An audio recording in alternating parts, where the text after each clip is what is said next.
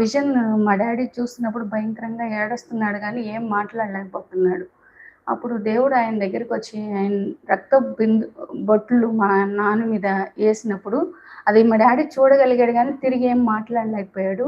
ఆ రక్త బొట్లు ఎప్పుడు మా డాడీ మీద పడ్డాయో ఎవరీ నెక్స్ట్ మినిట్లోని ఆ కాళ్ళు చేతులు కదలడం ప్రారంభించాయి.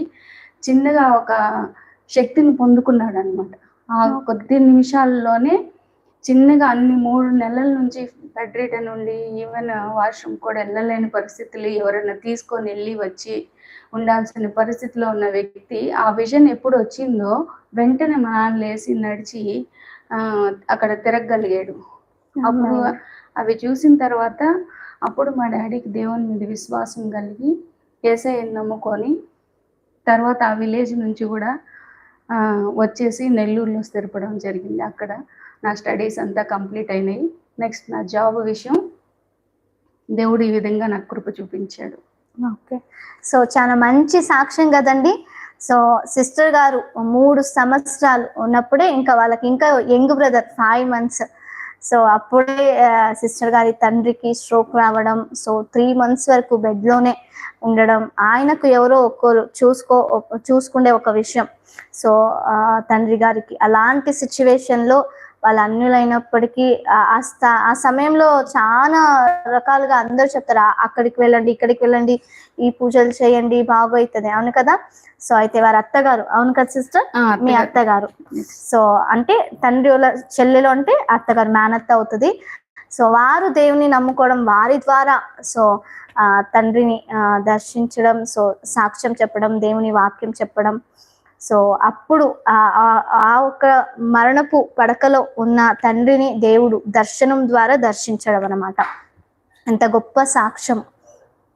సో ఇంత గొప్ప సాక్ష్యాన్ని జరిపించిన దేవాది దేవునికి సో వందనాలు. ఇలా ఇటు రీతిగా రక్షణకి తీసుకొని వచ్చారు. సో పిల్లలు కూడా, సో సిస్టర్ గారు బ్రదర్ కూడా ఆ ఒక రక్షణలోనే రావటానికి దేవుడు కృపను అనుగ్రహించాడు. సో ఇంత గొప్ప కార్యము, అద్భుతం, దర్శనము ద్వారా అద్భుతం చేసిన దేవాది దేవునికి వందనాలు. సో ఇటు ద్వారా మనం తెలుసుకుంటే, ఎప్పుడైతే మనం విశ్వసించి ఆ క్షణాన మనం దేవుని మొరపెడతామో దేవుడు ఖచ్చితంగా కార్యం చేస్తాడనమాట. ఓకే, సో సిస్టర్ గారు, ఇప్పుడు మీ తండ్రి గారు ఎలా ఉన్నారు? ఇప్పుడు ఆరోగ్యం ఎలా ఉంది? అంటే ఆ స్ట్రోక్ వచ్చినప్పుడు నాకు 5 years కదండి. 5 years నుంచి మళ్ళీ డాడీ రీసెంట్గా 5 years బ్యాక్ చనిపోయాడు. అంటే మళ్ళీ వాళ్ళ మనవరాలను చూసి అంతవరకు కూడా దేవుడు ఆరోగ్యం ఇచ్చి తను పని చేసుకొని అన్ని చేయడానికి దేవుడు కృప చూపించాడు. దేవాదేవునికి స్తోత్రములు. సో అప్పుడు సిస్టర్ కు 5 years ఉన్నప్పుడు దేవుని రక్షణలోనికి తండ్రి గారు రావడం జరిగింది. సో ఇప్పుడు 10 years 12 years వచ్చే వరకు దేవునికి మాత్రమే మహిమ.